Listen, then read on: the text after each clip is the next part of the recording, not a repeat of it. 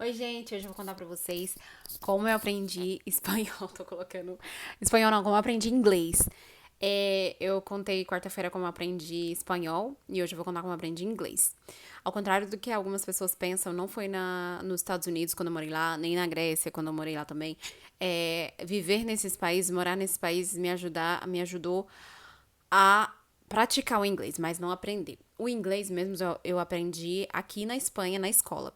Eu tive a sorte de ter um professor muito bom, que ele não se importava em ficar uma hora inteira resolvendo uma dúvida com você, se ele visse ali um real interesse. E eu tinha muito esse interesse, porque eu queria muito aprender falar inglês. Muita gente falava, e eu cresci no mundo, até falei pra vocês no vídeo como é que fala? De quando eu vim pra cá e tal, meu pai começou a trabalhar com cavalos, então era um mundo muito internacional. Então todo mundo falava inglês e eu queria aprender também. E foi na escola, tive essa sorte de ter um professor incrível e aprendi. Mas não foi tão rápido quanto foi o espanhol. Acredito que por não ser tão parecido, né? Não ser tão parecido, não ser nada parecido o idioma. O contato que eu tinha tido com o inglês no Brasil era bem fraco, né? Eu sempre estudei em escola pública, enfim. Não achava que fosse um nível muito avançado, assim. Então eu cheguei praticamente sem saber nada. E aí, pra eu ter uma base, assim, do idioma e poder me comunicar, foram ali uns 6 meses. Mas muito capenga, muito ruim mesmo pra aprender e falar, não, já falo inglês assim, foi um ano e alguma coisa. Só que o que acontece? Eu tô falando, eu vim pra cá, gente, não sei as datas, tá? Bota ali de 2004 até 2006, por aí foi quando eu vim, comecei a estudar, enfim. Então já faz quase 20 anos, né, que eu falo inglês.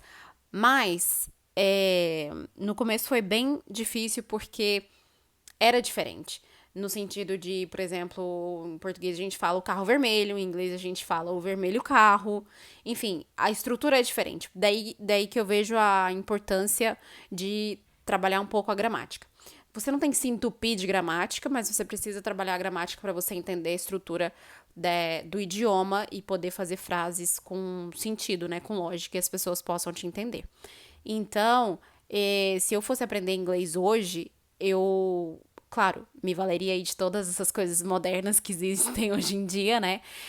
Os flashcards, o chat, mas eu focaria principalmente na pronúncia, em treinar mesmo o meu ouvido para os novos sons do idioma, para poder, pouco a pouco, ir ganhando vocabulário, aprendendo palavras e formar frases, né? Porque a gente começa a falar inglês quando a gente forma, ou qualquer idioma, quando a gente já tem a capacidade de formar frases.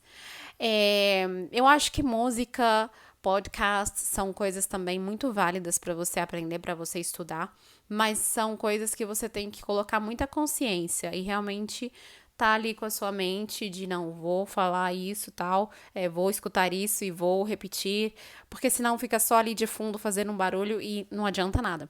E uma parte muito importante é a memorização, né? Você tem que ouvir e tentar prestar atenção, tentar entender, procurar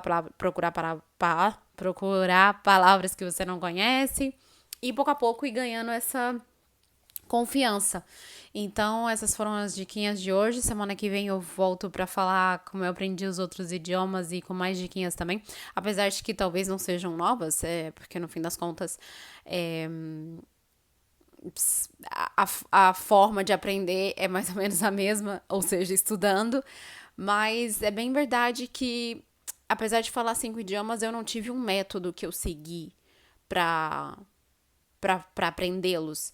E era o que eu gostaria de desenvolver para os próximos idiomas que eu queira aprender. Então, cada um deles eu aprendi de uma forma diferente. Semana que vem eu conto sobre o francês e sobre o grego. E é isso. Por hoje é só. Até o próximo vídeo.